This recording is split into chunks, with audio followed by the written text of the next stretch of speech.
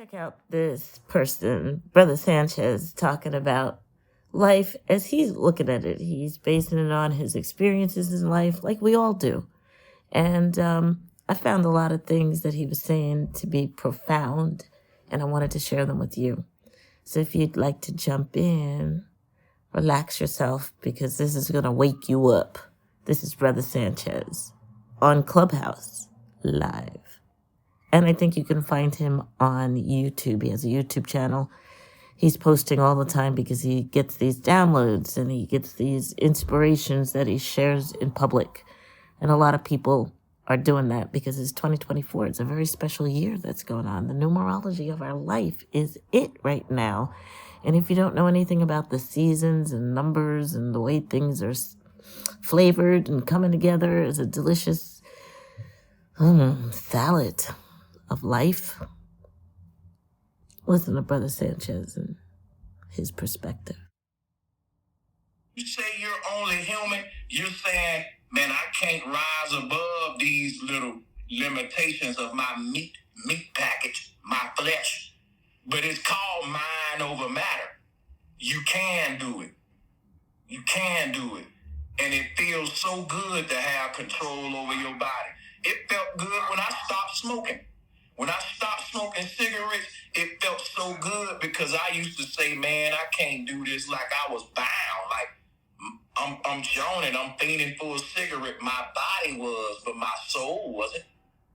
When you get in tune to your soul, that's way more powerful than your body. That'll say, body, I don't give a fuck what you feeling. I'm a soul first. Some people be like, I'm a man first, dog, and see, they make dumb decisions thinking like that. I'm only human. And that's just a way of thinking to keep you operating on a lower level. You more than that. And when you hold yourself to and that's the thing, you got people that call themselves gods that'll say, I'm only human. And I'm like, y'all be hypocrites. Because when you put on your dashiki, you're a god. But when you do some shit that ain't godly, I'm only human. Are you human or a god, man? You can't just keep playing around now. So that's what I'm saying. So let's move on.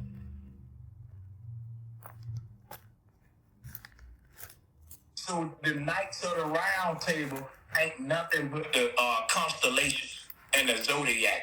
Each one of them is piercing a sword in your side because it's giving you gluttony, pride, lust. These are hormones that come from the body, the flesh, the instinctive realm. But these don't exist in the spirit. So this is where to keep you recycling in the underworld, in the body world, the 7 deadly sins. This world is founded on pride, lust, greed, war. And if you follow the ways of the world, then you will be born into sin or the sense of the body, the flesh. The way to be born out of the body and escape the cycles of life and death or rebirth or the flesh is literally to access the mind which resides over the material, over matter, mind over matter. So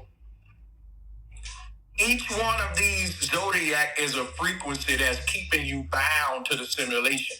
One of them is sticking you with pride. One of them sticking you with lust. One of them sticking you with gluttony. And you got to pull all of these swords out, man, like a bird pruning itself of its feathers. And it's painful, but you got to do it. Because what happens when a bird prunes itself, it grows a new feathers and it can fly higher. See, the bird feathers get so dirty, it can't clean them no more. And all that dirt on the bird's feathers stop it from flying as high as it can fly. It can't fly that high.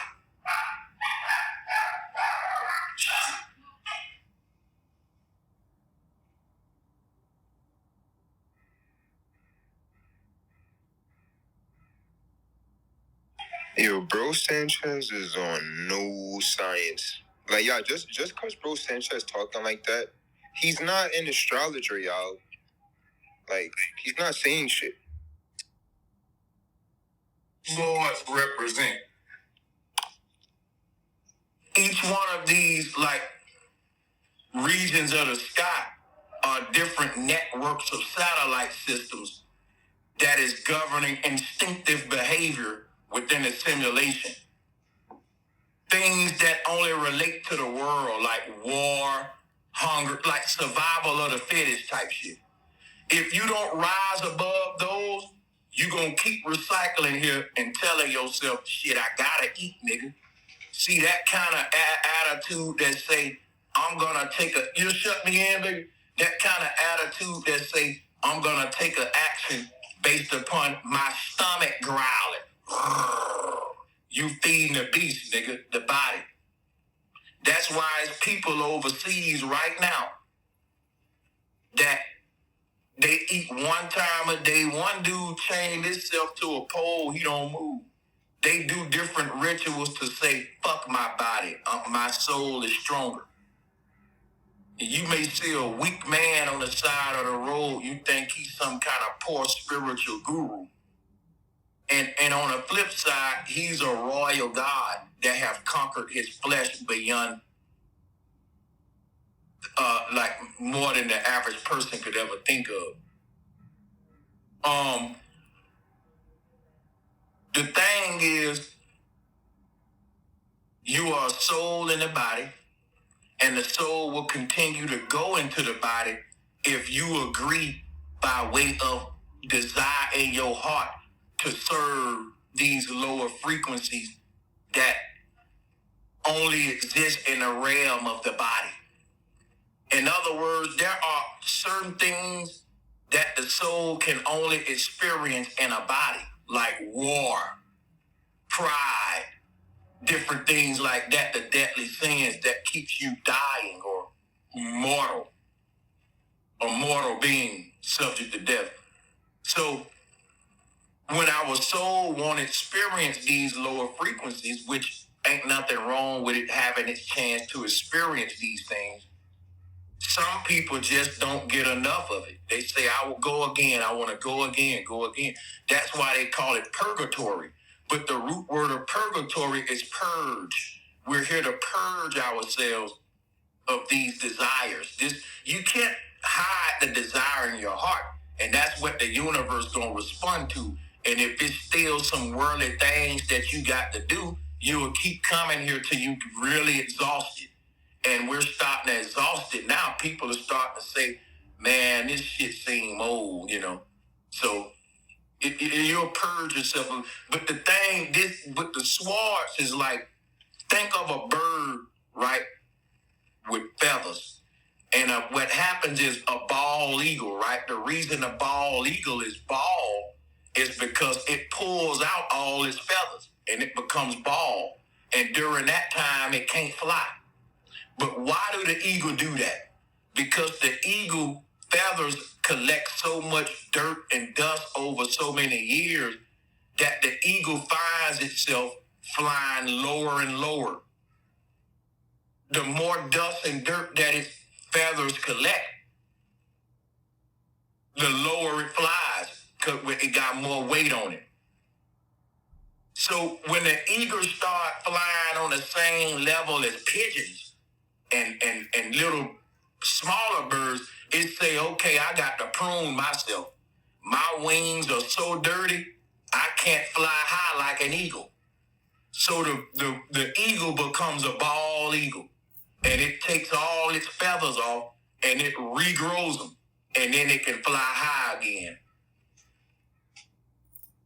See what I'm saying? And this is the concept of what our soul is doing. But see, when the eagle is pulling those feathers out, they said it's the most painful experience in an eagle's life. That's what you're going through right now, the pruning process. The process of purging yourself of all these lower frequencies. And it's going to feel like somebody pulling a sword out you, man. It's going to hurt that bad. To give up gluttony, dude, I love to eat. Don't even talk about lust now. Y'all love to have sex. We talking about mind over matter. To get your mind saying, okay, I like all that stuff, but But I like being a soul and immortal creature more than any of that. That's when the Kundalini will rise above all of these lower desires. Because the desire for it to be free, the desire for it to be a God will lead it above its desire to taste that steak, like in the movie The Matrix, or for your desire to bust that nut, or what's keeping you what you love on the earth. Remember, it's just a simulation and you're playing a role. Ultimately, we're gods and goddesses. So no desire in this earth realm should trump the desire for you to be what you are, which is a God playing a role, a soul in a body. And if your desire in the flesh is greater than your desire in the spirit, then your energy can only flow where your desires go. And that's true in every sense of the way. So a person's heart, so is them. What's in a person's heart will lead their body to manifest that, and they will find themselves in some weird places on earth, caught up in some crazy situations.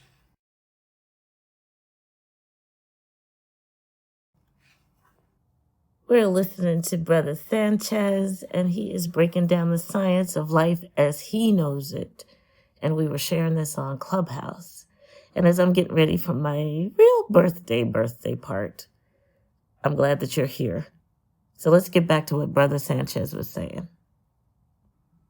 But see, to let go of these desires, whatever they may be, the pleasures we like to feel in the body, is to literally pull a sword out the side, man.